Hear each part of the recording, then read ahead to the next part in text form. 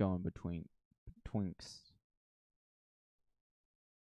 Okay, and just getting excited. Yeah.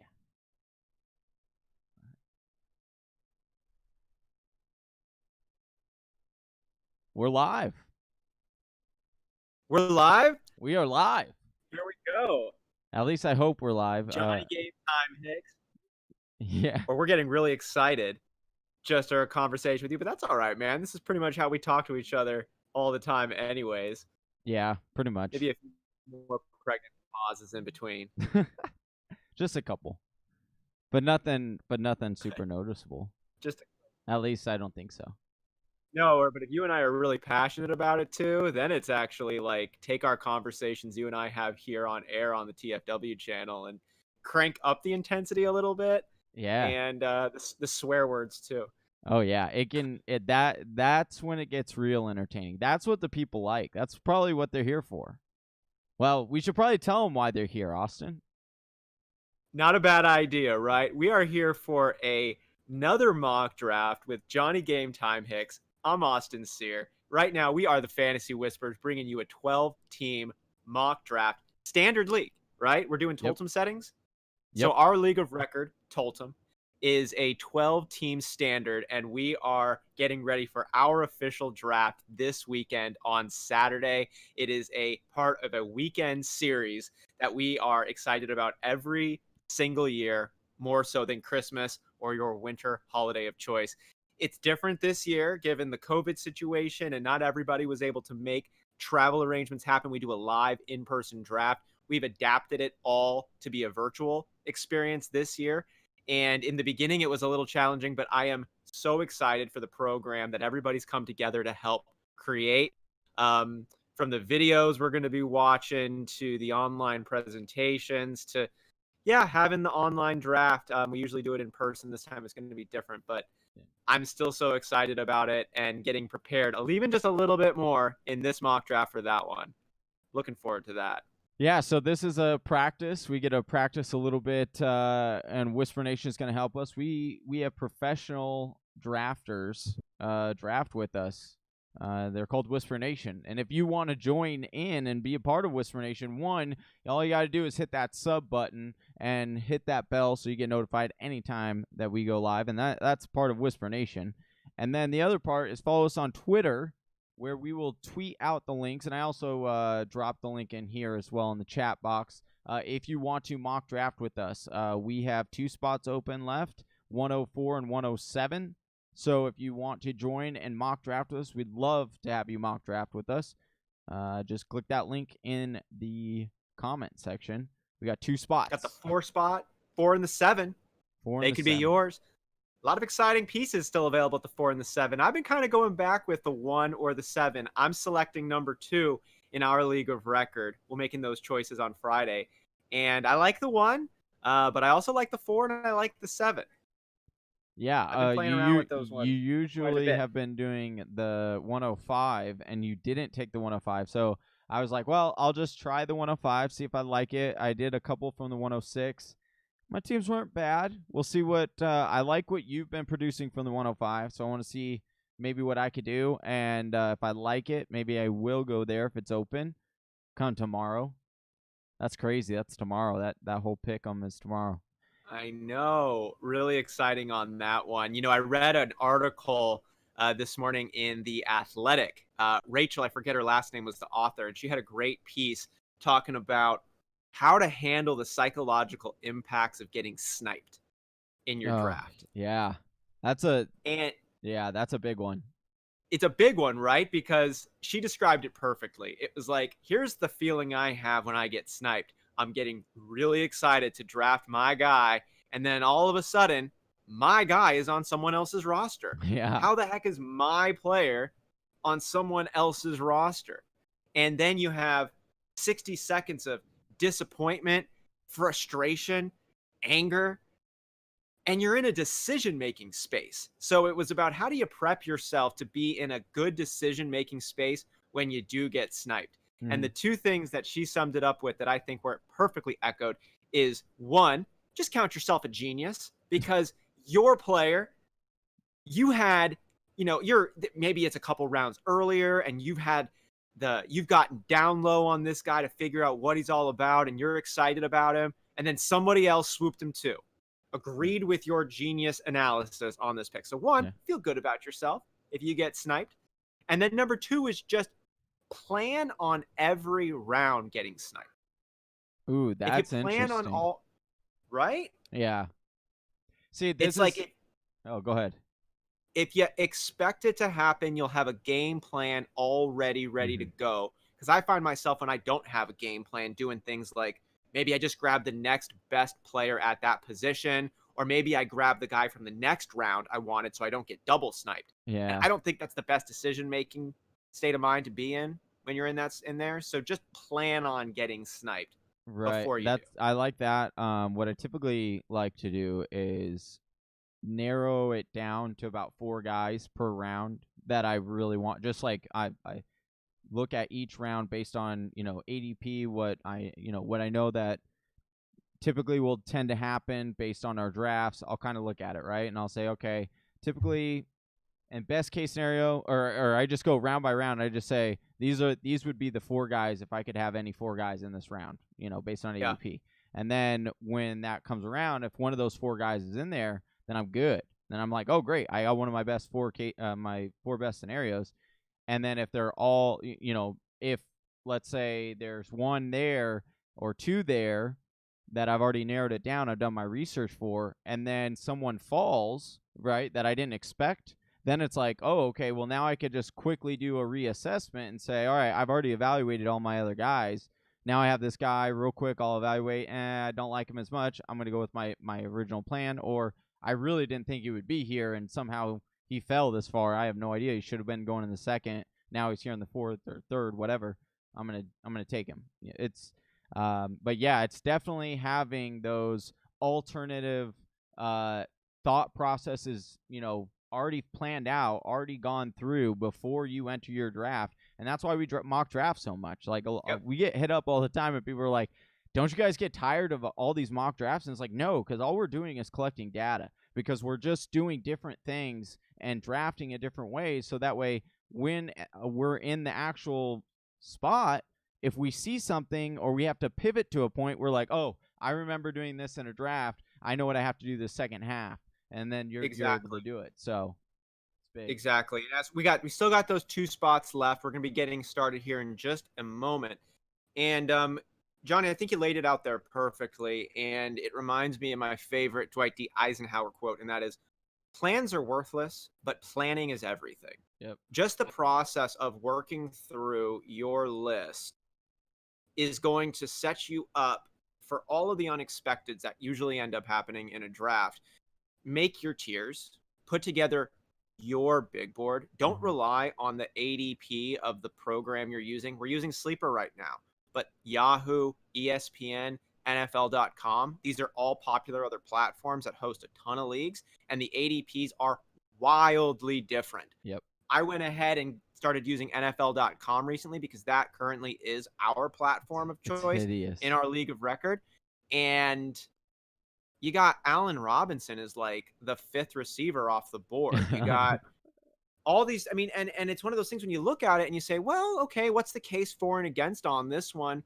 And it's more of just like, see where these other ADPs are so that you don't get shocked or surprised or thrown off. And the easiest way to not be thrown off by any of this is just make your own set of tiers. Yeah. And the Fantasy Whispers have done the heavy lifting for you of making the Fantasy Whispers draft kit already. So for you, if you have not yet drafted, go onto the fantasywhispers.com. You can pick up the Fantasy Whispers draft kit for $15. It's got all of the real information separating the noise from the nuggets to help you get an advantage over your league mates when it comes to those split-second decisions.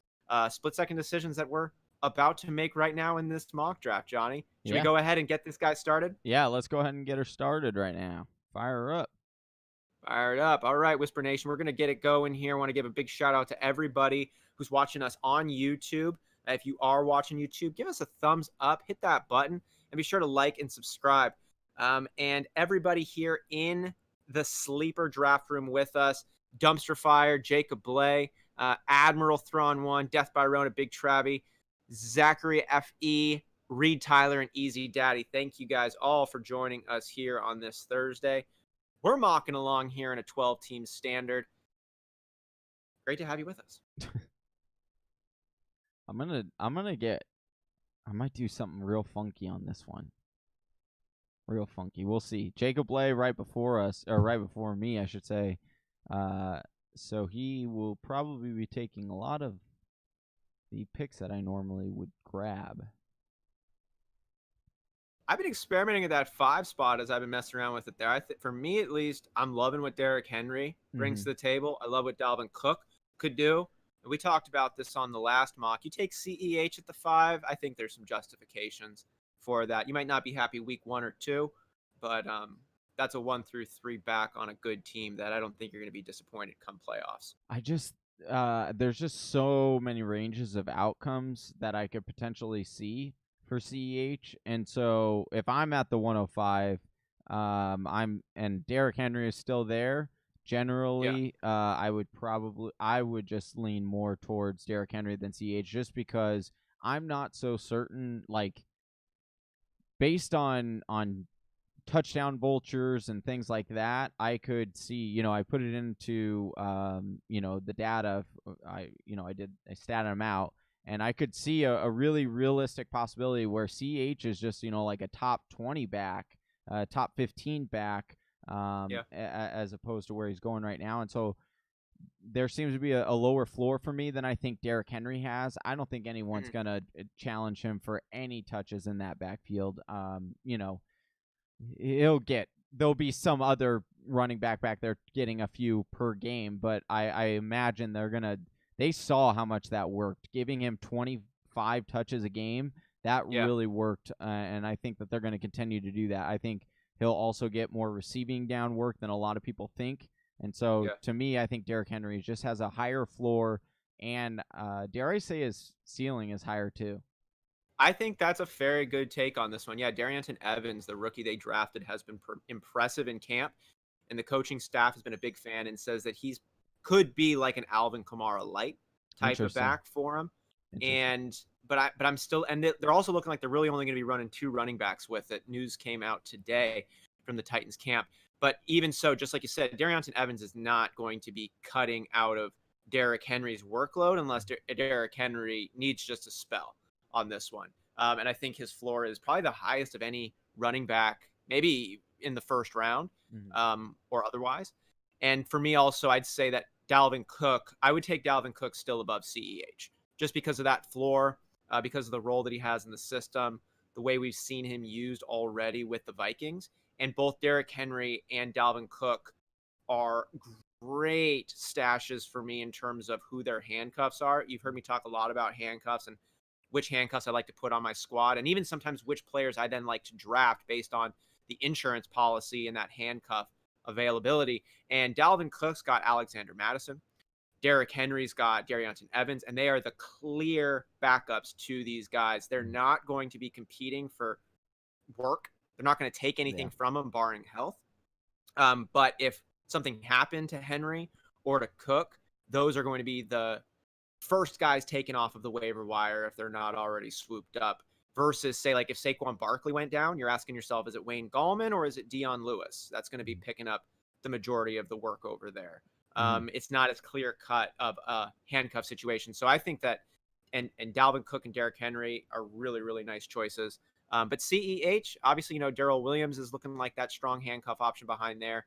But Derrick Henry, like the ceiling of the handcuff behind him, very, very good running backs. And what I think Evans is going to be, what Madison already is, and like for an Ezekiel Elliott, Tony Pollard, that kind of situation over there. All right, you want to run down what these picks? This has been a little bit kind of crazy. Yeah, we had Saquon Barkley taken number 1 overall, Christian McCaffrey and Ezekiel Elliott to round out the top 3. No surprises there. Kamara is the number 4, back at practice now. Derrick Henry, you took him at 5. CEH has gone at 6. Dalvin Cook's off the board at 7, followed by Josh Jacobs, Joe Mixon. Patty Mahomes at the 10, Michael Thomas at the 11, and the first round is closed out with Kenyon Drake taken off the board there. And so far then in the second, Devontae Adams, Lamar Jackson, and Nick Chubb. Kenyon Drake has been the one I've kept my eyes on the most. It seems like his ADP has shifted, and it hasn't been a crazy shift, kind of like middle back of the first to middle front of the second. But those are big moves if we're talking taking your first overall pick with Kenyon Drake. How are you feeling about Drake, Johnny, as a Cardinals fan and a Kenyon Drake fan? I love Drake. I think Drake is going to ball out this year. I think he can. He's going to get all the workload that he can handle. I believe. I don't think. Listen, they're going to run so many plays in this offense. Don't be surprised if they are truly one of the league leaders in plays ran, or at least top 5. And so when you're talking about that many plays ran, and even if Kenyon Drake gets 20, carries a game, which I think is very realistic, there is still room for Chase Edmonds to still get 5 to 10 carries as well in this offense, and I don't think that would be absurd. Let me make this pick really quick. Oh no. You know what? Let's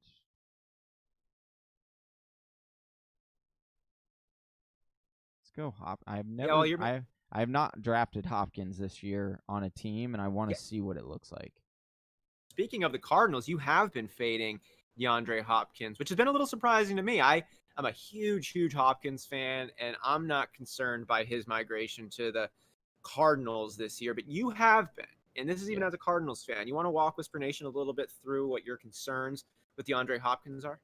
So Kyler Murray is really accurate. Like, that was one of the biggest things about Kyler Murray that was so attractive, was just his accuracy. So,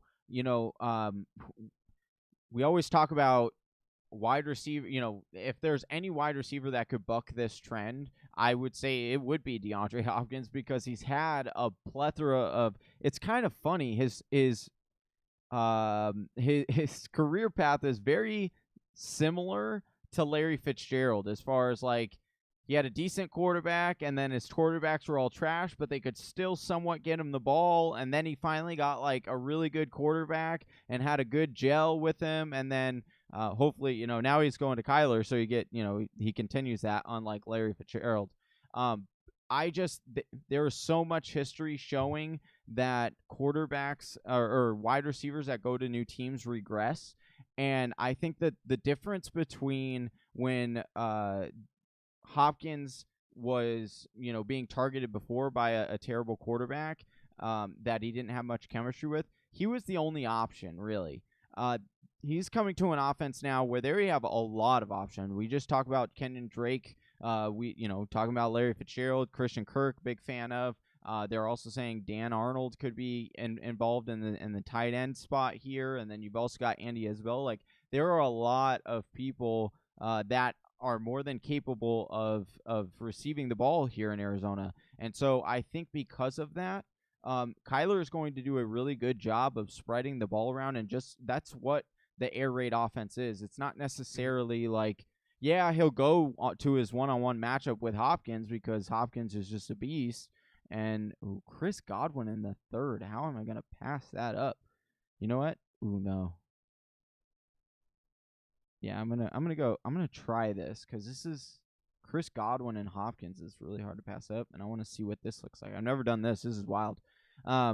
So my fear is that, Kyler Murray will go to DeAndre Hopkins on one-on-one situations and things like that, or they'll develop that trust for sure. But I just think that there are going to be a lot of opportunities where they're going to double Hopkins, and then that's going to leave Christian Kirk one-on-one. And the odds, because of air raid, this is what it's built off of. It's built off of odds of your player, your one-on-one matchup, wherever that is across the field, because that's what that system will make it, will force the defense to do, is there will be one-on-one matchup. And then that player just has to beat that coverage, and then you've got it, right? And so because of that with all that stuff working together, I just fear that it's bound for regression for Hopkins. Now, do I think he's going to be god-awful? No. He's still going to be a top 10 wide receiver. I just don't know if he'll be, top 3, number 1 overall, because let's also remember he had 10 touchdowns last year. So that's a lot of touchdowns, and I would certainly love it if DeAndre Hopkins caught 10 touchdowns this year from Kyler Murray. I would absolutely love that, but that's a lot of touchdowns. So Just a we'll lot of see. unknowns that you Yeah, ended up dealing with, and like we did say, a great. receiver Yeah, switching over. I was pressing on that really hard until I did the Wisp perspective last year after Amari Cooper joined the Cowboys, saying, and I did a lot of statistical analysis on wide receivers joining a new team mid-season or in the beginning, and it historically isn't that great.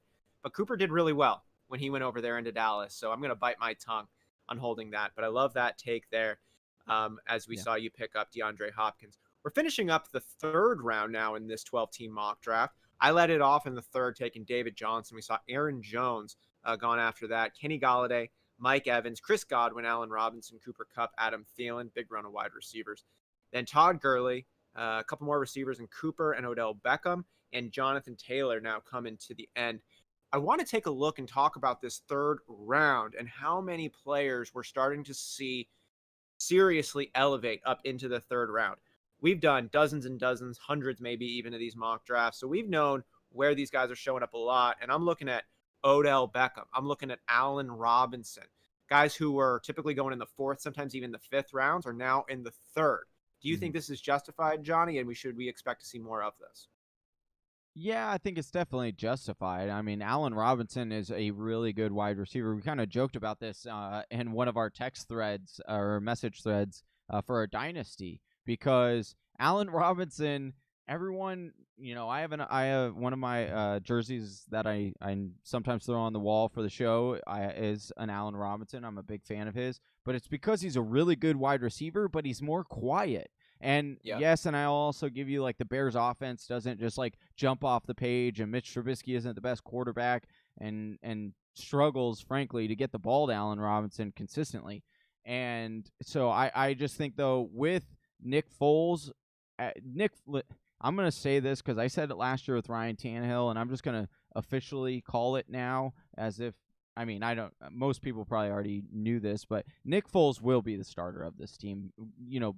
Through I think so at too. some point, and it's going to be the Ryan Tannehill situation here in Chicago, and frankly, it's going to benefit Chicago a lot because Nick Foles will be a lot better at making the throws that Matt Nagy needs this offense to make, and a big recipient of that is going to be Allen Robinson. I mean, DJ Chark looked great, even with Nick Foles. That's why DJ Chark was kind of nice last year because it was like, well, it was like, yeah, Minshew is nice, but if Nick Foles comes back, I know I'm safe, because he also liked DJ Chark. So, I just really like Allen Robinson. I think that value, I would take him. I feel comfortable taking him exactly where he was taken in this draft, actually. I agree with that. You look at the floor, you look at the ceiling, and you talked about Allen Robinson, but also talking about Odell Beckham, even talking about Juju Smith-Schuster. These are guys who have not only are they set up to be in good positions this year, just from a narrative standpoint, number ones on their team, multiple years now with their quarterbacks. These are receivers who have done it before and are not that old. Some injury questions with Odell, but he was still able to break 1,000 yards last year, basically having that hernia situation all season long. Juju Smith-Schuster obviously had the struggles last year with the injury and the lack of Big Ben out there, and Allen Robinson, he still did fine.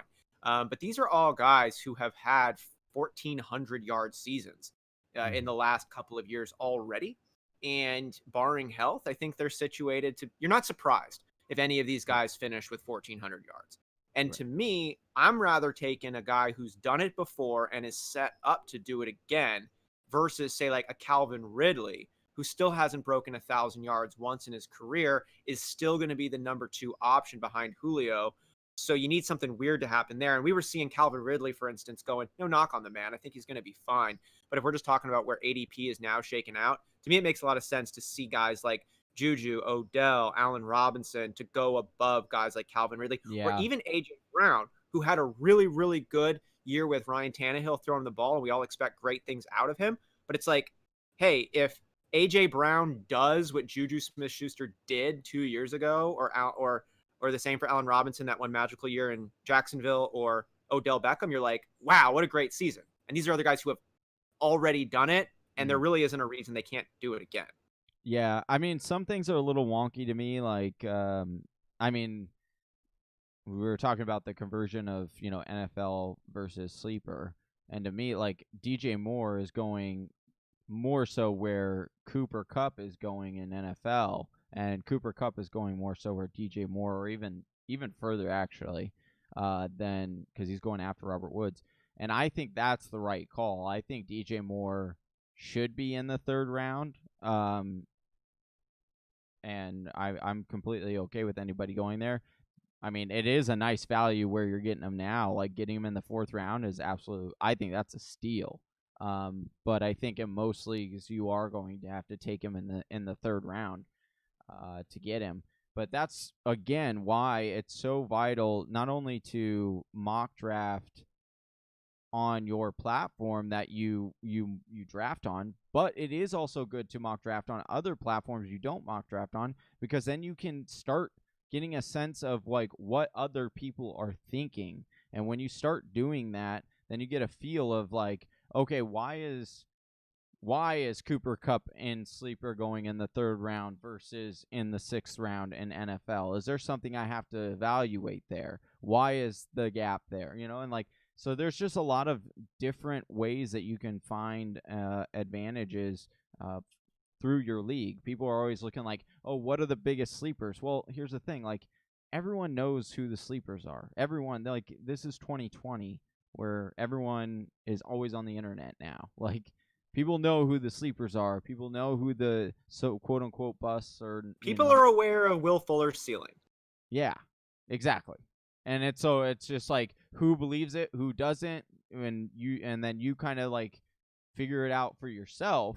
And you do the research on where you feel comfortable. That's why we say, like, I like every player at a certain value. I'm all about value. And so that's where I get a lot of my data points from is value, and where can I get the most out of each and every single pick. Here's a little bit of a different take on it. I want to jump into the comments in just a moment. We've got some great questions and comments coming from Whisper Nation. Everybody joining us in the live chat. But I want to say a take that kind of just came to mind when you're building your roster and you're making these split hair decisions between this guy or this guy. You've heard me say it before many times that if you're on the fence between two guys and you're a big fan of one for football reasons, but the other guy might have a couple of points from the analysis perspective, like, oh, he's supposed to be a little bit better, but I really don't like that guy because maybe he plays for a team I'm not a fan of. And the other guy is, the starting receiver or running back on my favorite squad, something like that. And I've always said, go with the guy you like, But I'm going to frame it instead of a preference perspective, almost which player gives you the most energy? Which player, when you're building your team, are you saying like, yes, I'm ready to lean into this and keep this close to my heart, because you're not going to win your league on draft day, but you could lose it, we like to say. But it's about staying engaged. It's about making new decisions, staying on top of new information, being active on the waiver wire when those studs come around, exploring possible trade scenarios, which can be a difficult process if you don't feel totally comfortable, you don't want to get taken advantage of. We all develop emotional connections to the dudes on our rosters.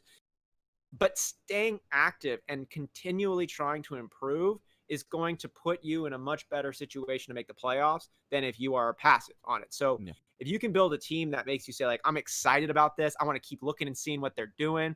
Maybe you're drafting players from your own team and you know really well about what the backfield running back room is looking like, and you're ready to stay on top of it more.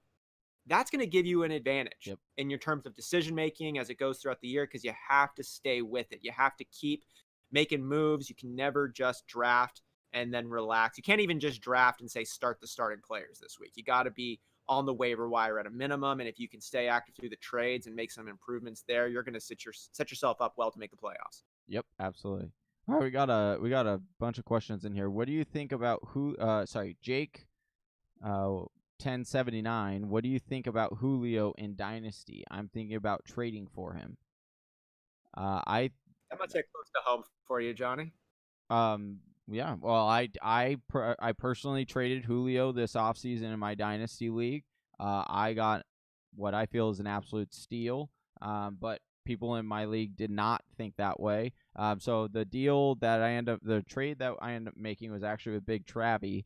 I traded him Julio Jones, the 104 pick for the 104 pick and the 204 pick for DJ Moore and the 102 pick.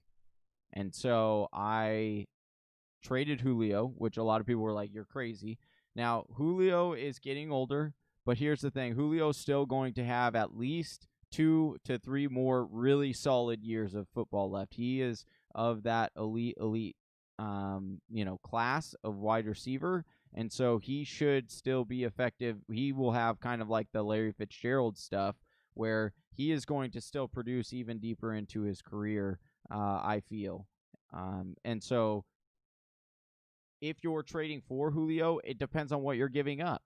So Jake, what would you have to give up in order to get Julio is what I would ask, because I wouldn't give up a ton. I wouldn't give up a lot of youth in order to get Julio. But and I would also say this, are you in a win now position?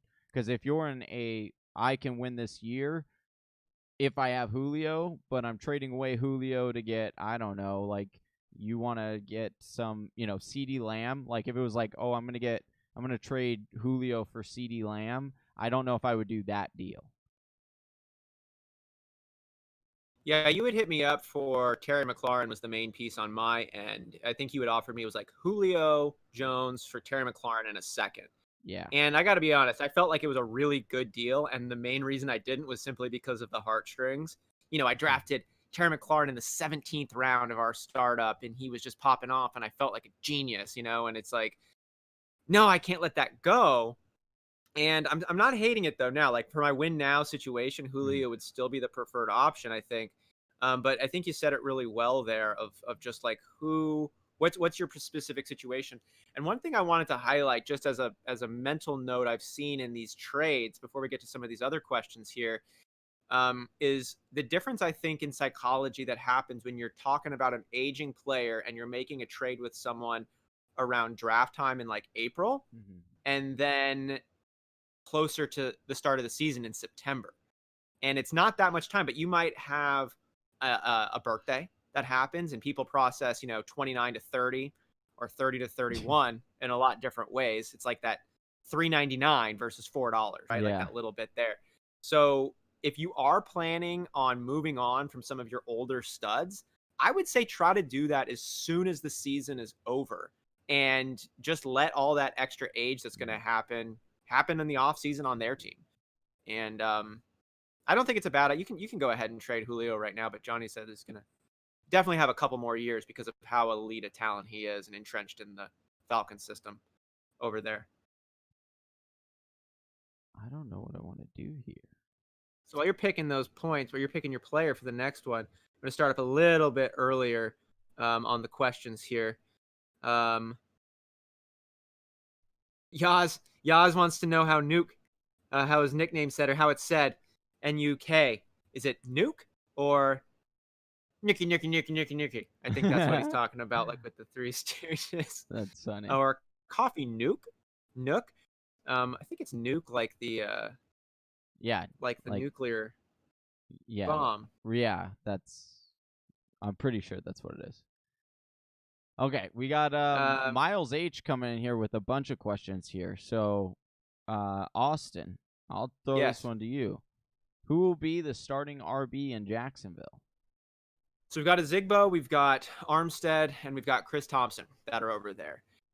We talked about this earlier in the week, and I was a big Armstead fan just because he was the backup last year, and when Fournette wasn't active, he did just fine for you, even despite playing behind that awful line and pretty dysfunctional franchise. But it's close. Azigbo is getting a lot more attention right now. He is, I'm hearing, the best bet to end up leading carries down the stretch. Chris Thompson's pretty much locked into that third down role.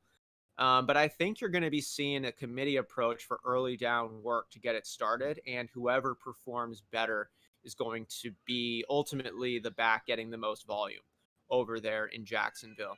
I was excited about this until it became more of a committee type situation. I think both of these guys still should be drafted. And Now, for me, it comes out to a value-based perspective.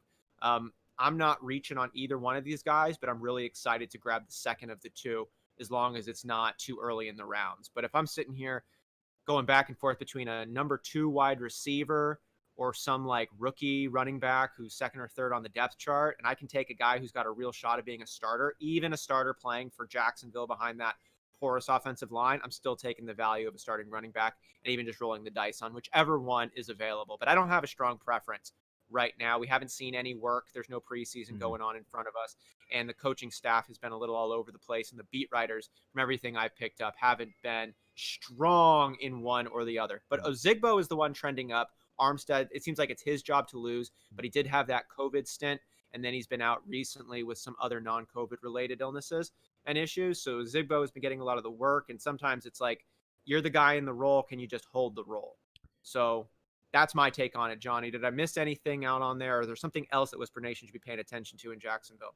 No, I think Chris Thompson is probably going to be the most valuable in this backfield, and probably until he gets injured. But yeah, I mean, I don't mind grabbing this backfield if you're going like this kind of upside down. If you go upside down kind of draft strategy and you want to grab both of them, that could work out. Like you said, it's a starting running back. It's not the best, but it could work out if you go that way. And so that's, again, just something to keep in mind if you're going that route.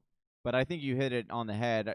There's no definitive one way or another. There's a lot of noise right now for Ozigbo. But again, that's because he's in practice right now and he's been more consistent with it. But he is reportedly, like you said, more seems to fit the Gruden style. So there is value there. There is value whether you want to discredit it or not as a fantasy player and cringe. The fact is you're going to be paying, a 9th, 10th rounder for what could be a starting running back. So that's pretty good to get, So again, I wouldn't bank on that. I wouldn't be taking it to the home to the house when you draft, when you draft those guys, but they'll be fine flex plays if you need them, or if you're really thin at running back, you'll be able to use them. I do want to take a second real quick to give all of Whisper Nation who is joining us right now a shout out. 22 people watching right now. We appreciate every single one of you guys. If you could do us 2 big favors. One, if you could jam that thumbs up, it will be a huge moment for us. We would take a moment for you guys on the show. We appreciate it. And if you are new to our channel and just stumbled upon us, we are the Fantasy Whisperers. We drop live video, live fantasy football content all the time. Please consider subscribing to our channel. We are trying to get to 1,000. We're really, really close. We're making that final climb. But we'd love to have you join Whisper Nation. Hit that subscribe, hit that bell so you get notified anytime we put out new content. All right, Austin, I got 20 seconds to make this pick. And you figure out what you make your pick over here. And thank you to everybody here again in the live chat, coming in with some of these fire questions and comments. Absolutely love it and would expect nothing less out of Whisper Nation here. Miles H asks, what do I do with Sony Michel and Singletary on my bench? That's an interesting one. Sony Michel to me has been having an increase in value. I've been a pretty big Damian Harris fan. I like the pathway he's had going even back to the draft earlier this year. I tried to take Damian Harris in our rookie redraft league, in our rookie dynasty league in the 7-round draft we did there. He was taken in like the 2nd round though, and I didn't have that chance. And now Sony Michel, I mean, the man is a 3rd-year former 1st-round pick who's got knee issues. But when he's playing well, he plays okay. But he looks like he still is going to be that starting role. That Damian Harris has got a hand issue. And Damian Harris has been impressive in camp. But Sony Michel, when he's been out there, hasn't been bad. It hasn't been negative reviews from Sony Michel. And the way the tea leaves look to be forming is Sony Michel is going to be the lead dog as long as he can handle it. It's the opposite case looking like for Singletary, though. Singletary is the starting running back, but he's been having fumbling issues all of camp, and Moss has been superb.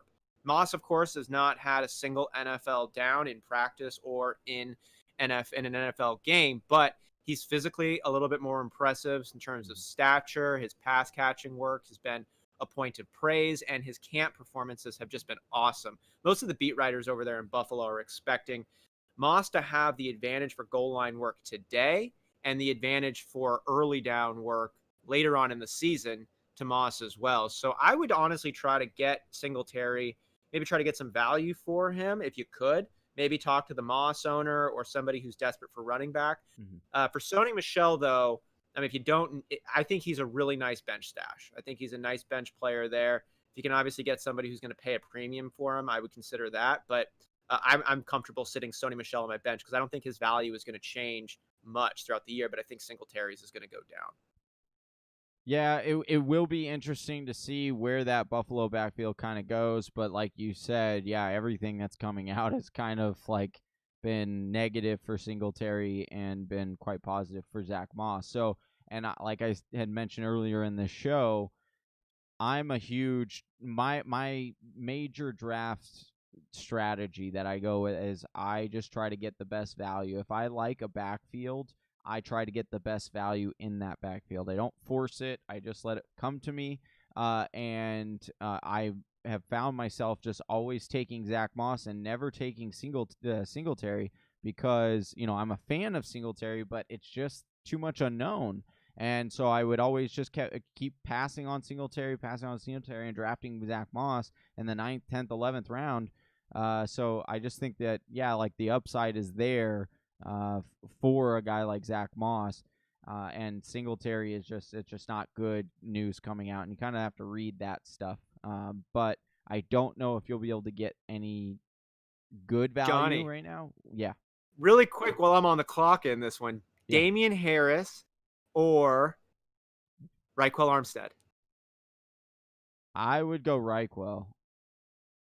I went Harris because he was in front of me on this one. The only reason I would say that I would put Raquel in front now is because of the current injury to Damian, where he's been now missing time. So that would be the only thing. If you had asked me, 48 hours ago before the injury news had happened, I would have said probably I would go with Damian. I just think that's again a good offense. If you guess right, and here's the thing too. I want a lot of we like we said, we have 20 plus viewers right now. You have to also think and just realize, and if you don't believe me, go back and look at your old drafts. It doesn't seem this way when after your draft, because every single player looks like they're going to be amazing. But if you go back after a year and you look at your team, you're going to be like, I have no idea why I drafted that player in that round. But you will find that the vast majority of your picks were pretty terrible.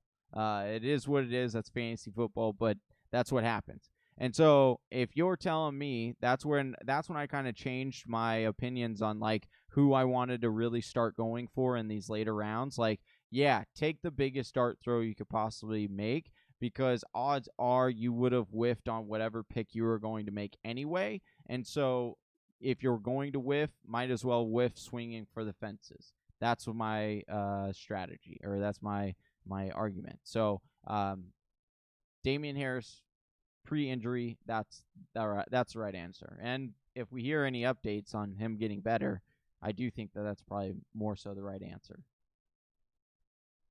I appreciate that take on it. And my only thought on going with Damian Harris over Armstead is let's take both of them at their ceilings. Armstead is now the starting running back with Ozigbo behind him and Chris Thompson catching passing downs. And he's leading the backfield for the Jaguars. You take Damian Harris at his ceiling. He is the starting running back with some depths in Rex Burkhead or Sony Michel if he edges him out, and James White there catching the passes. I like the line better in New England. I like the upside of the offense better in New England. The coach. And I don't really have a lot to say about the talent of either Armstead or Harris. I don't need to. I'm just looking at the situation and the dynamic, and just based on that, I'm basing on ceiling. I went with Damian Harris. The answer is whatever one ends up being the starting running back and gets more volume for me. But from that ceiling perspective, that's the way I would look at that one. Yas Whedon asks us, rank these, Johnny. Okay. We're talking dynasty. Okay. Darrynton Evans, Lynn Bowden, Brian Hill, Bryce Love. Oh my goodness. Okay, I would rank them Bryce Love because of with the Henry extension. I would go Bryce Love, then I would go Darrington Evans, and then I would go Brian Hill, and then Lynn Bowden in that order. Because go ahead. Yeah.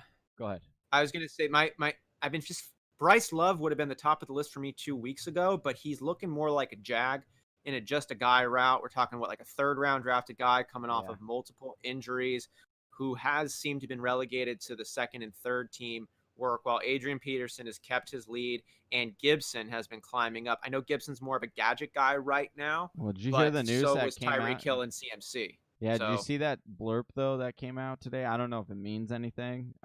Which one's that? It was that Adrian Peterson wasn't practicing with the offense today. Like, he was just by himself on like a side field. He was just not like a veteran day off? Yeah.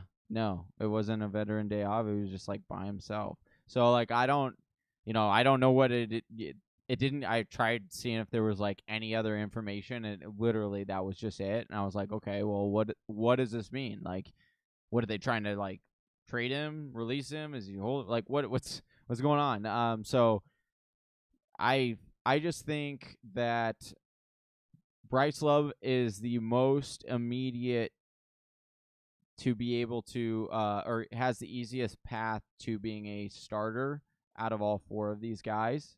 That's why he's the only one actually with a non-injury path forward, realistically, right? Like Brian Hill isn't going to be jumping Todd Gurley unless there's an injury. Right. Lynn Bowden's not jumping. He's not jumping Jalen Richard. He's not jumping Josh Jacobs. No, unless something happens. You do get that wide receiver running back dual. Yeah, that is really interesting. It will. I did take note of that as well when he was drafted. That they mentioned that it will be interesting knowing John Gruden and how like creative that he is. Why did it auto pick Tom Brady for me? That was trash, but okay. Did I miss a whole minute?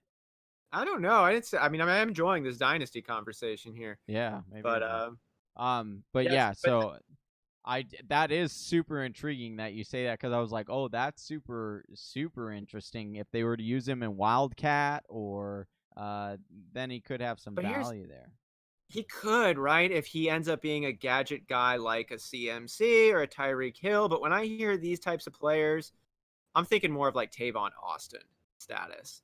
I'm thinking more of like even like a poor man's Percy Harvin type of player who maybe comes in for a couple of really great plays for the team, really helps set up other opportunities for the offense down the road, but just isn't experiencing the volume you really need to have a reliable fantasy player there. So Lynn Bowden for me is down there at the bottom then, but he's actually got another interesting opportunity. He might be a guy who ends up having a significant role on a pass catching depleted Raiders offense, where there's a lot of rookies who are going to be taking a lot of different roles over, especially now that Tyrell Williams is gone. He's done for the season with that torn labrum.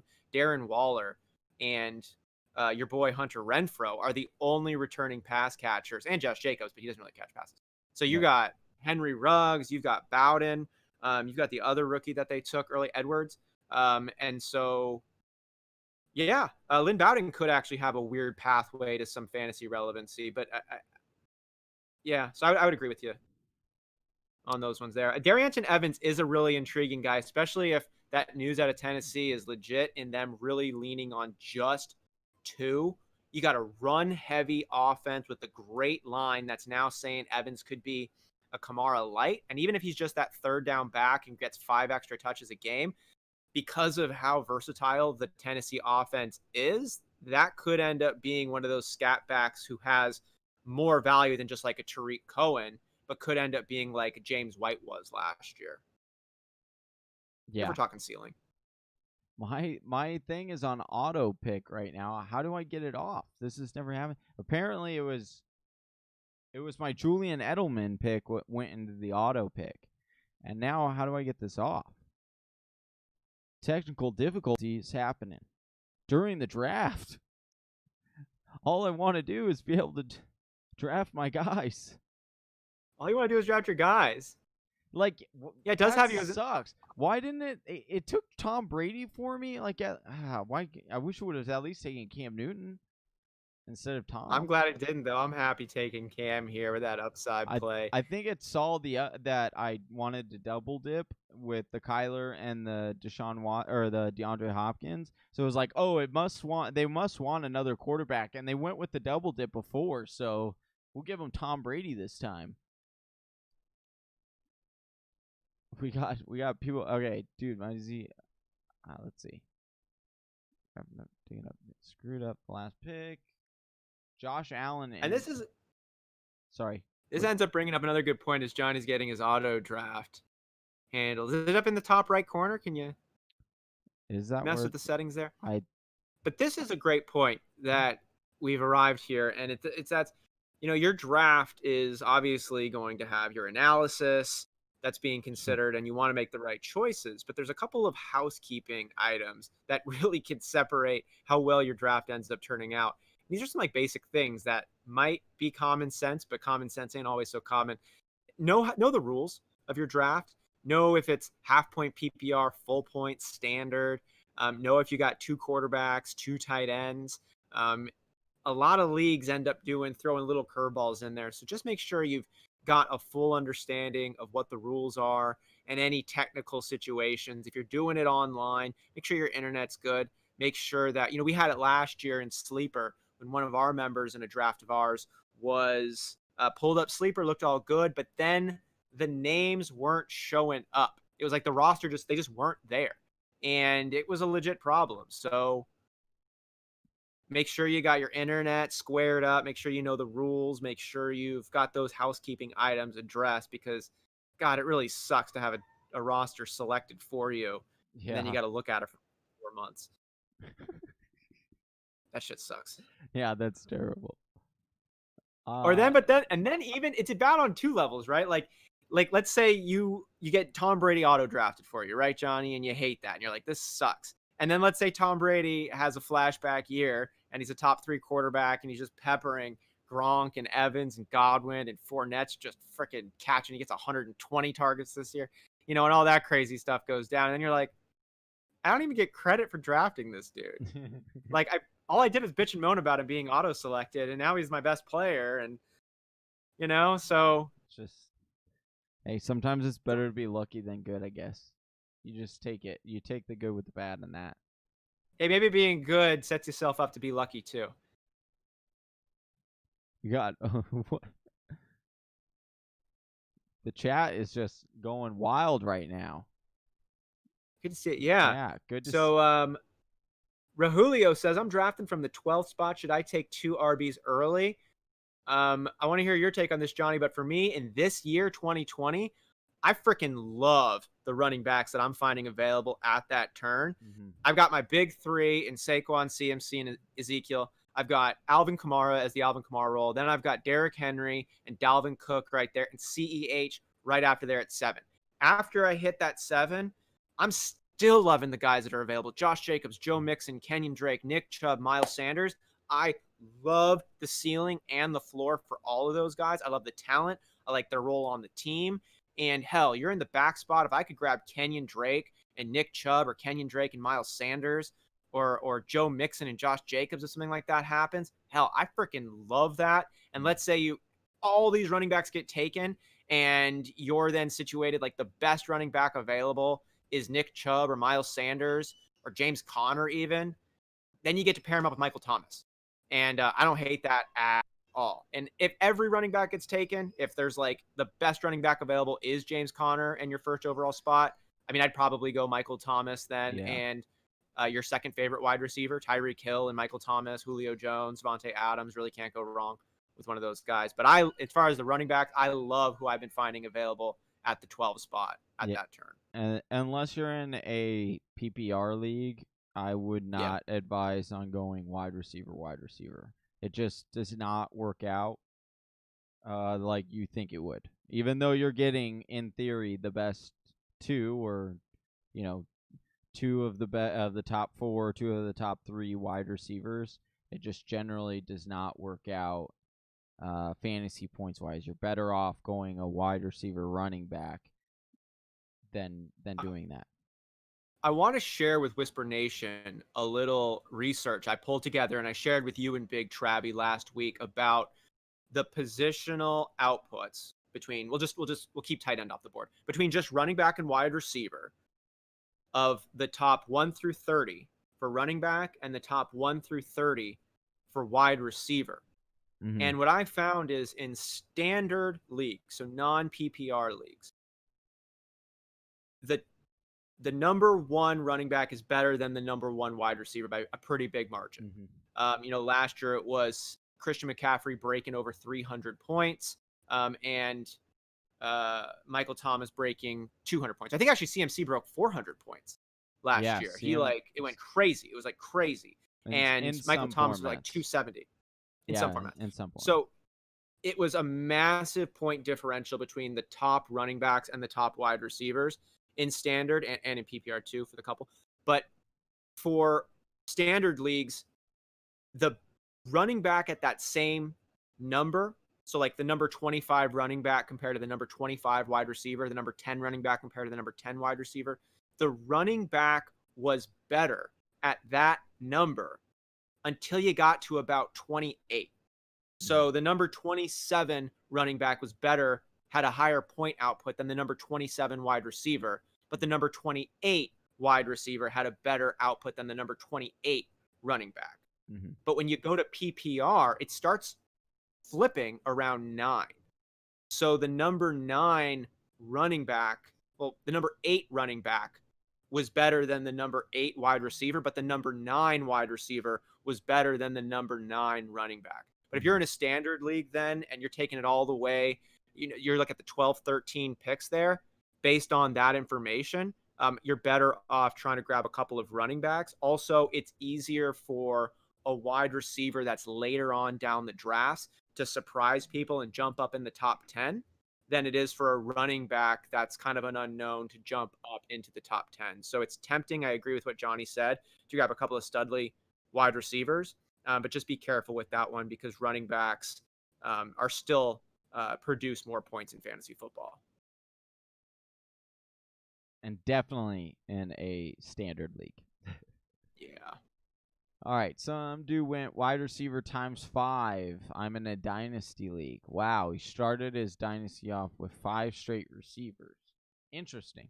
I would not do that. I would grab at least 1 running back. I understand that running backs have the shortest amount of lifespan in the NFL, but there is a lot of turnover at the wide receiver position as well. So if you're going 5 straight running or wide receivers, like you're starting to get pretty thin there at those wide receivers. You're not grabbing all solid guys. So that's a little shaky there. Let's see. Devontae Adams, Hopkins, OBJ, Keenan Allen, and then CD. Oh, okay. I stand corrected. Those are 5 pretty awesome wide receivers that he selected in a row there. But I still would not advise against that because you can. Are they doing? Oh, is this that league where you said that they do 4 wide receivers that you start? Okay. Starting 1 QB, 2 running backs, 3 wide receivers, 1 super flex, 2 flex. Oh man, this guy's gonna be in some trouble, I think. Why did it do that? It auto drafted me Damian Williams. This is unreal. So give Johnny a little bit of slack here when we do our evaluations at the end, because somehow it went on an auto pick and then it won't let me come off of it. I don't know what I have to do, but oh well. So as we are coming to the end of this draft, again, Whisper Nation, so glad you could join us here. We're going to break down our own teams. I'm going to run through mine. Johnny's going to run through his. You let us know whose team you like better between Johnny and mine. And while you're letting us know, we're going to go ahead and do our famous now draft grades for the mock draft here and go through team by team take turns giving our breakdown and our overall grades A through F. As we're now coming here to the end of the 13th round, we take the 14th and 15th rounds out and get rid of defenses and kickers as well, just to help streamline this process. That's a good question, though, since we haven't touched on defenses or kickers in a long time. Any points to share? Or are you thinking anything differently about defenses and kickers this year, Johnny? If I'm going, I really like Buffalo's defense. I would not pay up for New England's defense. I don't think that they'll repeat. I usually wait to grab a defense till the last round, if at all. I usually don't grab a defense and grab another stash that I might be able to find out some information. And so, but if I do have to grab a defense, Tampa Bay is another one I really like a lot. I think that they have a really good defense. And then kickers, I have the same thing. I know you have a different perspective, but we will help people along throughout the entire season stream defenses. Big Travie is really good at streaming defenses, and so he will be bringing that to us every single week. So if you need that, we will have that help for you. Hit subscribe and hit the bell so you get notified whenever we go live on our channel for that content. But Austin, I know you have a different point of view on defenses and kickers. So if you want to share that, because it is an interesting point that some people need to. Yeah. So I love streaming defenses and kickers. It's just fun. I really like to do it. But I went ahead a couple of years ago and put in the work of looking at all of my stream defenses and figured where was my output in terms of, was this a top 3 defense? Was it a top 10? And I didn't do as well as I thought that I had. I'm like, oh, I'm definitely going to be a top 5 defense. I wasn't. It was like I would have been better drafting a team that I felt confident was going to finish as a top 5. And, in this case, it could be a San Francisco. It could be a Pittsburgh. It could be a Buffalo. I'm also fading on New England, but they're really well coached, and I think they're going to be okay. So if you got one of those top-level defenses there, Pittsburgh, San Francisco, Baltimore, I think it's probably likely that defense is going to finish better than you're going to be able to stream it throughout the year. It's just about where are you going to invest it, though? Because you can still get a defense any given week, and you can find somebody that's well. It's just, are you actually going to do it? So I don't have a problem if it's a really juicy one and I'm not spending too much and it just depends on who else is available on the board. So if I'm trying to stretch my upside and if I'm grabbing a guy that I know I'm going to be dropping in 2 weeks, like it's such a deep dart throw, or I can get what I think is a top 3 defense, I'm going to take the top 3 defense. But on the other hand, if I can get a guy that really has some upside, like in this round here, like the 2 wide receivers who went in the 13th round, N'Keal Harry or Mike Williams, like I would take both of those guys before I ended up taking a defense because of the ceiling I view as the roles they have on their team. Yeah. I think that those guys could be weekly starters for you. So it would just kind of depend on what's available. And I wanted to make one point. We saw Christopher Durning at Dynasty League, or Jake 1079 says Dynasty League. He's got Chubb and Hunt. Can you start them both? I'll just speak from personal side. Yeah. Yes, I agree with Dunning that you're going to limit your upside. They limit each other's upside, but it's such a strong running game over there in Cleveland, and they really lean on them.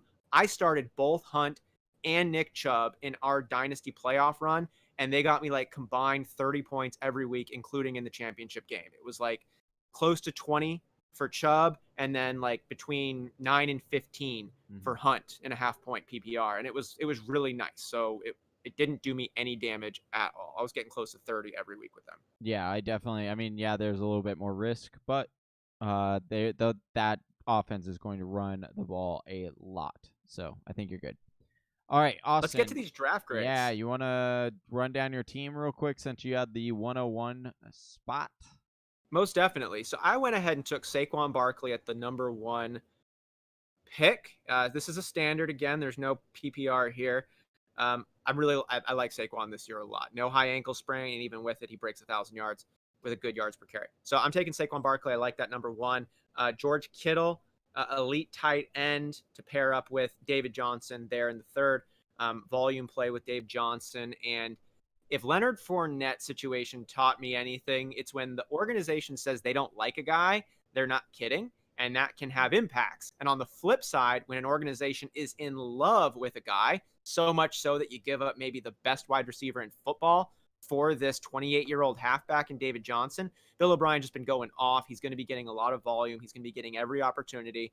And even if he's not great, he's going to have still good production for playing for such a dynamic offense. So I've come to peace with taking David Johnson in this position if all of the other wide receivers and running backs I like are off of the board.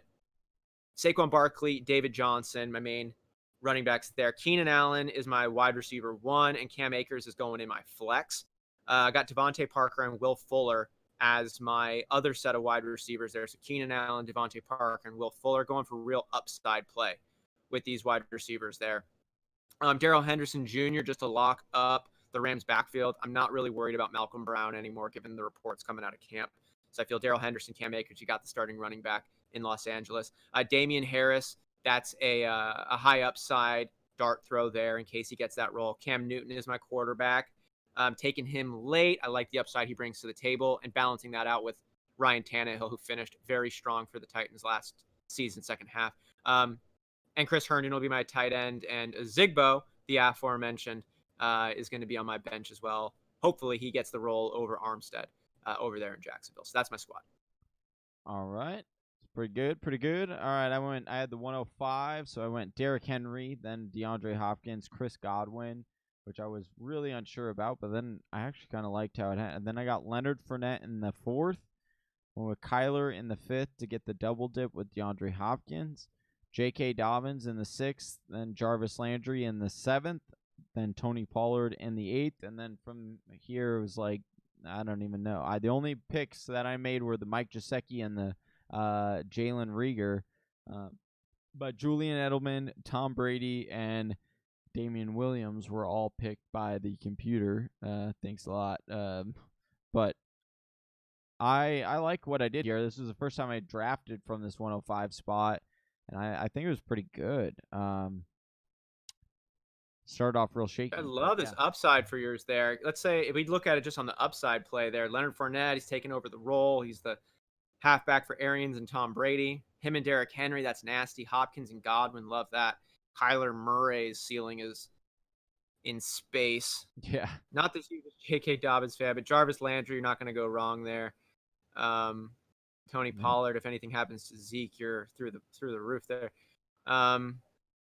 And then, the other picks that came down. Not really, the first 5 picks, I really, really like your first 5 picks. Yeah, those turned. But now it's time for Whisper Nation. Yeah. Want to start on the backside with Easy Daddy?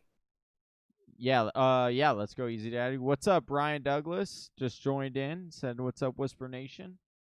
Appreciate you joining. All right, let's go down this. Easy Daddy at the 12 spot. Took Kenyon Drake, who we both talked about how much we loved Kenyon Drake. Then took Devontae Adams, which I think is the right choice here to go with if you're going from this 12 spot. Jonathan Taylor in the 3rd. Love that. Calvin Ridley, Michael Gallup in the 4th and the 5th. It's amazing how high Michael Gallup is starting to go now, especially with the news of that Amari Cooper is now missing time, missing 4 straight practices. Something very interesting. We liked Michael Gallup just the same. We talk about value, going in drafts. Michael Gallup and Amari Cooper are basically the same kind of wide receiver. If you look at stats, you remove the names, and you just look at when they played. So we like Michael Gallup here on the show quite a lot. Got Dak Prescott to get that double dip in the 6th. That's very, very nice. Then Chase Edmonds in the 7th. Tyler Higbee, we've been hearing a lot of reports about out of camp about how early and often they're going to target Tyler Higbee, if I can speak. You got Brian Edwards in the 9th. Wow, he is creeping up hard. Sterling Shepard in the 10th. Chris Thompson in the 11th. Blake Jarwin in the 12th. And Jared Goff in the 13th. This is a pretty solid team, I think, for the 12th. For drafting in the 12th spot. Austin, we were talking about this before the show in our Toltem group. The 12th spot is very, very difficult to draft from just historically because you're kind of behind the 8 ball because of lack of depth and things like that. This is a pretty solid team for me. I don't know if I would say it's one of the better teams, though. I would probably give this a solid B. It's a solid B for me, too. The combo of The upside's Adams, Gallup, Ridley is really nice, and Dak Prescott there is a ceiling-raising quarterback on your squad is really good, too. Kenyon Drake, I like as your one, but Jonathan Taylor, he's going to be splitting time with Mac. Love that you locked up the field there with Chase Edmonds. Chris Thompson is going to be you'd rather see him coming in as a flex. He might end up eating into a little bit of your wide receiver, running back 2 spot there in Jonathan Taylor. If Jonathan Taylor is what people who drafted Jonathan Taylor and he's the lead guy over there in Indianapolis, I'm just a little concerned with Nyheim Hines still involved, Marlon Mack still involved, and I'm concerned about the volume there. So it's a strong B for me. Yeah, All I'll right. leave it at that. We will go with Reed Tyler's team here at the 11th spot. Do you want to give that one a breakdown real quick? For sure. Michael Thomas at the 11th pick. Yeah, he did fall down. That's pretty nice. It's a good pick up there. And Lamar Jackson as well as Odell Beckham. Boy, what a fun 1, 2, 3. Michael Thomas, Lamar Jackson, Odell Beckham. That's a mean 3. Mark Andrews as well at the 4. Then he starts picking up his running backs. A little bit of an upside down strategy here for Reed Tyler. He picks up DeAndre Swift, Jordan Howard, Marlon Mack, and Kerryon Johnson. Man, for a later round 5 through 8 stack, that's good. I'll touch on here in just a second. Evan Ingram, another tight end with huge upside. Darius Slayton and Justin Jefferson. Okay. Tariq Cohen and then Baker Mayfield is going to be a backup quarterback for him.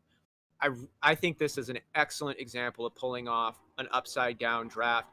Such upside in Michael Thomas. Nice floor too in your guys with Michael Thomas, Lamar Jackson there. We know what their ceilings are about, but they're also great floors for a quarterback and a wide receiver based on the volume of the passing for Michael Thomas, and then the run game for Lamar Jackson is really increasing that floor. Odell Beckham, we talked before, this is a guy who can get you 1,400 yards. He doesn't have a hernia right now. Should be good. Mark Andrews should level up from where he was last year even, which was great given the departure of Hayden Hurst. So now you're in the situation, all these running backs, and you take DeAndre Swift and you got Kerryon Johnson. I love that because you got the starting running back for Detroit. Even if they're not great, you still got a starting running back. Good for you. Marlon Mack is probably going to be the starter, or at least splitting halfway with Jonathan Taylor, and they're behind that great line in Indianapolis. And Jordan Howard, he's slotted to be the starting back. We'll see if Matt Breida eats into that. Breida is going to be the passing down back and might eat into it. But as it's situated right now, Jordan Howard is the lead guy, and they've been saying positive things out of him from camp. So you've got 2 legit starting running backs in whoever you want in Detroit and Jordan Howard, also Marlon Mack. You've got great set of wide receivers. You've got huge upside in tight ends. I'm not even a fan of taking a tight end in the middle spot. If you don't get Kelsey or Kittle, I'm not really about it. But the way you played this one, I think it's great. Yeah. And you go down even further. I'm not a Darius Slayton fan right now anymore after the Sterling Shepard news has come out. Justin Jefferson's looked like he's going to be the 3rd option, and he's a rookie, so I don't like that either. But it doesn't even matter. Like, your team is really, really solid. I think this might be the first A- upside down draft I've given. I'm going to go an A-. I like this team a lot. I would give it an A. I think it is the best team Reed Tyler's ever drafted. Reed Tyler joins us every week. Shout out to him. This is the best team he's ever drafted. This is awesome. And this is exactly what you should do if you're going upside down. This is an example of what you should do. This is great. Big Travisy said it right. Another sexy stack, Lamar to Andrews. It's looking good. Like that one. All right. We have I don't even know, how do you even say that? Zachary Faye. All right, Zachary Faye. Takes Pat Mahomes in the 1st, then grabs Nick Chubb in the 2nd, Amari Cooper in the 3rd, Mark Ingram in the 4th, Raheem Mostert in the 5th, Marquise Brown in the 6th, Ronald Jones in the 7th, then took Deebo Samuel, CeeDee Lamb in the 8th and the 9th, A.J. Dillon in the 10th, Ben Roethlisberger in the 11th, Austin Hooper in the 12th, and then Robbie Anderson in the 13th.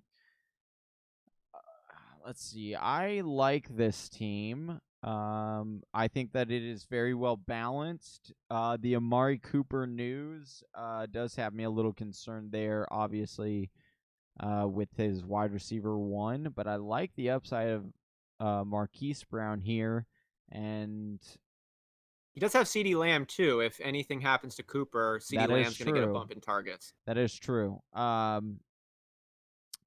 just there's just something missing on this team, and it's like I can't pinpoint it. It's a solid team. It's a real solid team.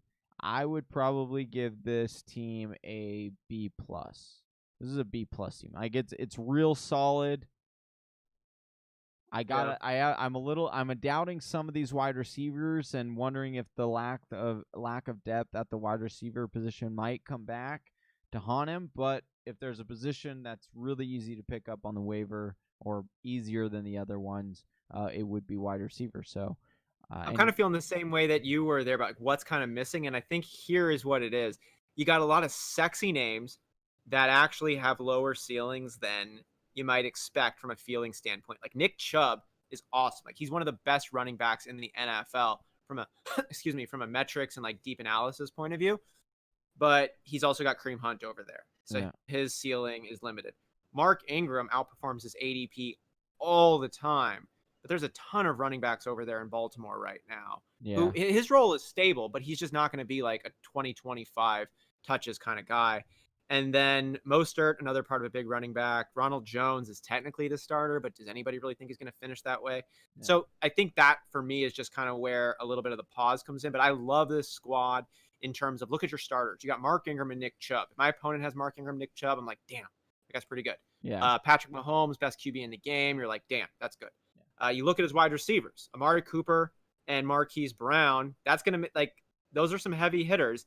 And if anything happened to Cooper and he was out and he started CeeDee Lamb, I'd say respectable, right? And if Deebo Samuel's back in and healthy at that point in time, might be another producing wide receiver one. So AJ Dillon, love the dice throw on that one. Austin Hooper as well down there. So for me, I think this is when you look at the starting roster, it's really nice. And I'd give him probably an A minus. It feels kind of weird on this one, but I'm going A minus. Okay. With the squad. All right, we'll jump over to Big Travis team. You want to break this one down? Joe Mixon was taken at the 9th. Miles Sanders and Todd Gurley for a running back stack to start. Juju Smith-Schuster and DK Metcalf are his top two wide receivers. Now he's got Zach Ertz in the 6th, like that. Tyler Boyd is his 3rd wide receiver. A couple of running backs in Coleman and Justin Jackson. He takes Christian Kirk and Jerry Jeudy to follow. TJ Hawkinson is his backup tight end, and Carson Wentz is his starting quarterback. I think he's got a really high floor of set of running backs here, and Joe Mixon, Miles Sanders, and Todd Gurley. That is nice. Juju Smith-Schuster like that one. DK Metcalf taken. We've been saying I just needed to see where his order on this one went because Travis has said it so many times, do not take DK Metcalf before Tyler Lockett. He did not. He took the pick immediately after Tyler Lockett. So staying true to his own advice. I think Zach Ertz in the 6th is great. This is going to be probably that would have been so funny if he done. Oh my gosh, I would have roasted him so hard for that. Yeah. But he's been so adamant about it. It's kind of funny. You look at like the DK Metcalf, Tyler Lockett right there, and it go up a couple of rounds above, and you got Mike Evans, Chris Godwin, another two teams. Guys were there. They're back to back there. But I'm liking what Travis' team here. Tyler Boyd is a sneaky play too. I think that's actually going to end up being the wide receiver 1 in all intents and purposes for the Bengals. And then Coleman more so, really nice play. He could end up being the number 1 running back. I think anybody over there could. Like Mostert is great. That's your number 1. But like even McKinnon is going to probably have some opportunities to show what he's about. Kirk, really nice. I like what he's about. And Jerry Jeudy is going to be, he's my favorite rookie wide receiver right now because of what I think the role he's going to have in the offense. I know that in the Raiders situation, they've got 2 rookie wide receivers who are going to be on the field like all the time. But I think Jerry Jeudy is going into a more stabilized situation with a locked-in role. And I'm worried about Jerry Jeudy. I wouldn't be drafting him this year. I don't like the Schumer offense. I just don't think he's gonna. He's probably the 3-9 things. Name one news blurb that has come out about Jerry Jeudy.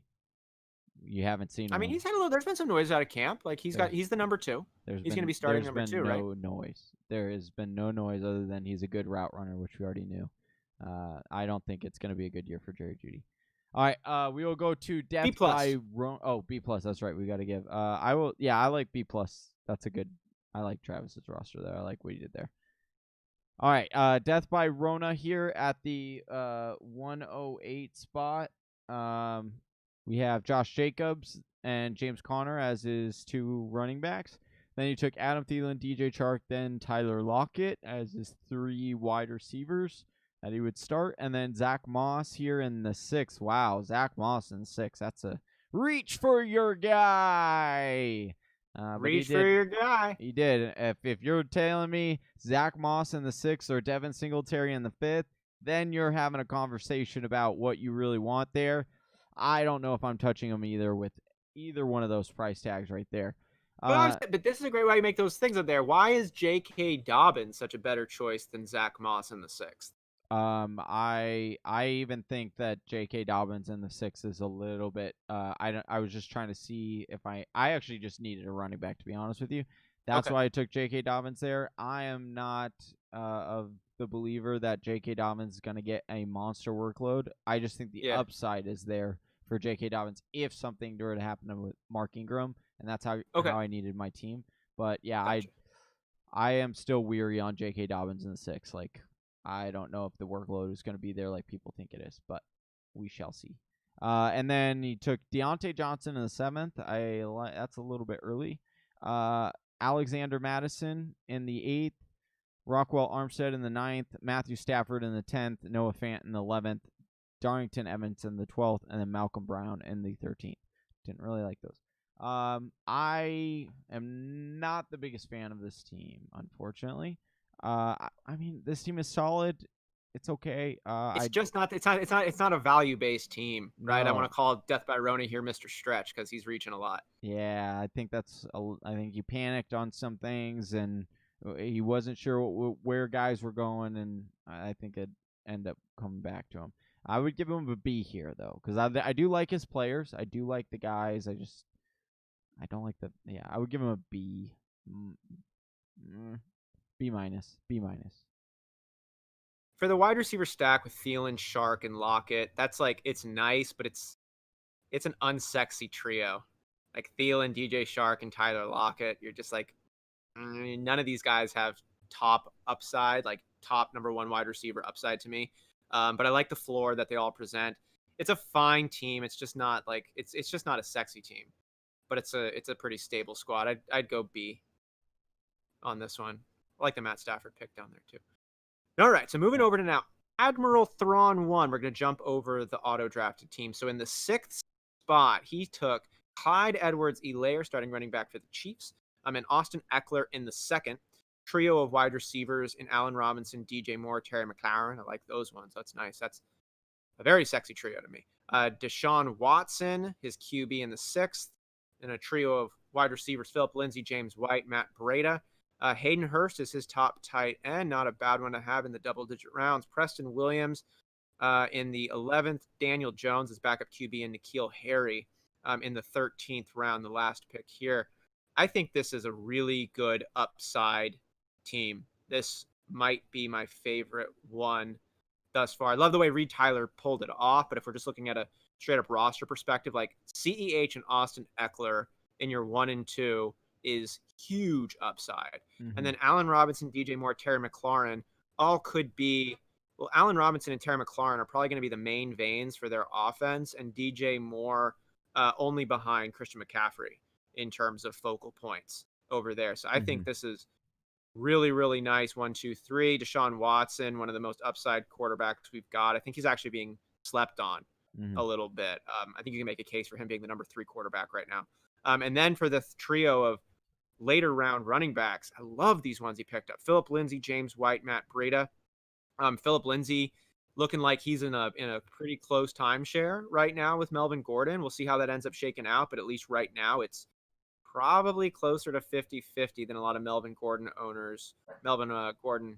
GMs would want to admit there. James White, we'll see what happens in the new New England system. But then Matt Breida very well could be the starting running back, the pass catching back, the dynamic back.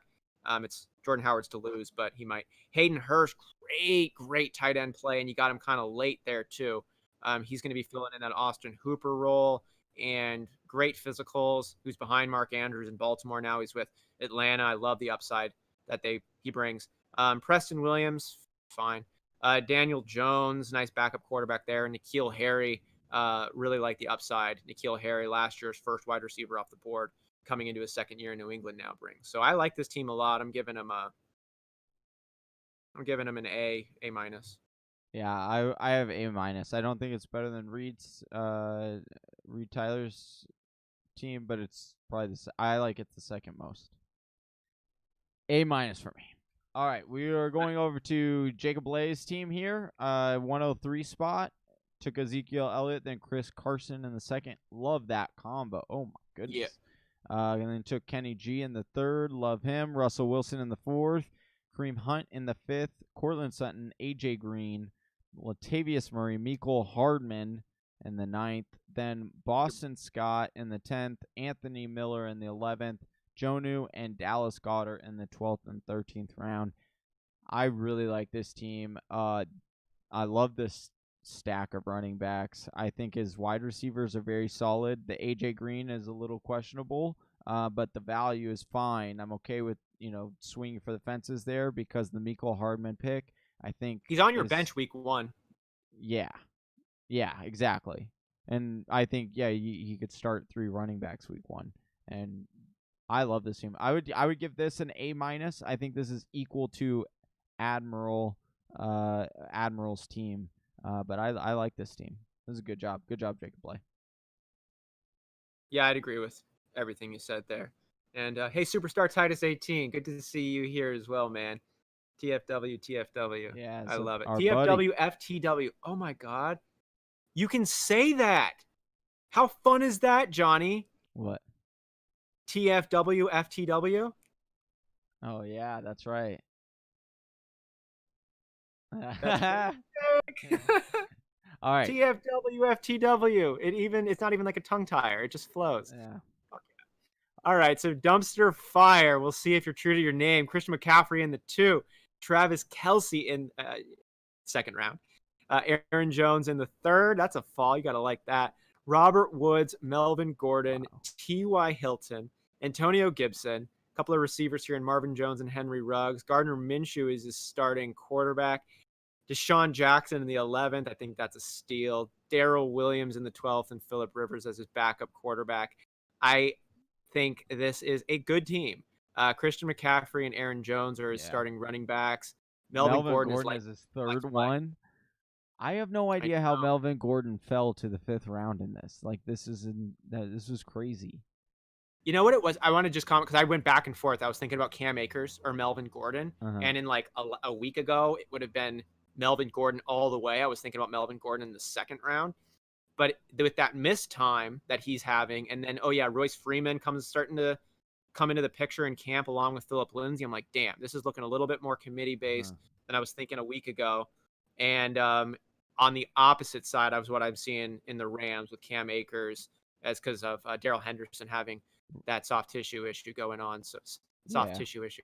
I think it's a great fall though for Dumpster Fire's team here to be able to pick up Melvin Gordon there in the 5th. That's awesome. And then Aaron Jones in the 3rd too. Like, I know why they're falling, but it might be poppy squats. I mean, that's a value right there. Like, if you're getting him there, even if he falls, like even if Aaron Gordon or Aaron Jones regresses, like, I still think that becomes a value there. I think it's good. I think that's great. Yeah, even if Aaron Jones is part of a committee, like, you're buying him at his floor right there, which is awesome. Melvin Gordon too, big time.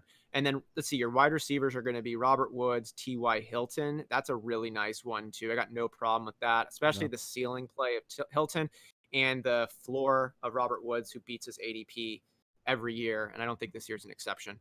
Marvin Jones, Henry Ruggs III. Nice plays on those ones for deeper wide receivers.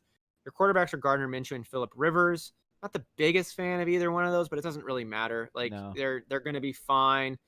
There's other guys available. Yeah, you'll be able to stream. You'll be able to stream. And you got Travis Kelce, you got the best tight end in the game. So this one to me is it's a good team. The Robert Woods is the only one kind of holding me back. Oh, he's got the Gibson too. I don't want to give him an A, but he's making it hard not to for me. But I can do whatever I want, so I'm gonna give him an A-. Yeah, I think I'm gonna settle on an A-. I love the Robert Woods pick. I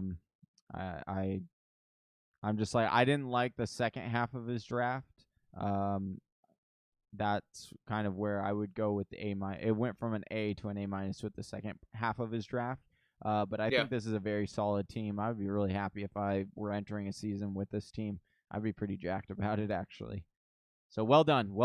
And well done to every single person who joined us in this mock draft.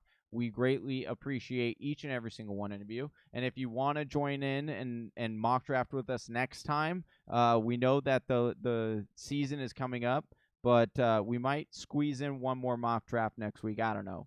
Maybe not. I don't know. We'll figure it out. But make sure you hit that subscribe button. Make sure you hit that bell so you get notified anytime that we go live. We are on our quest to get to 1,000 subs. We are so close. We need your help.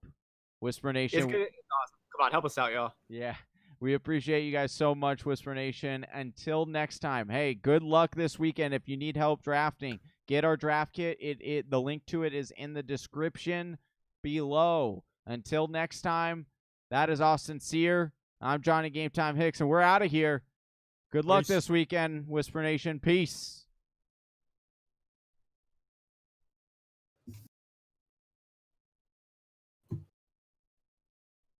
Oh, yeah, got a new sub on that.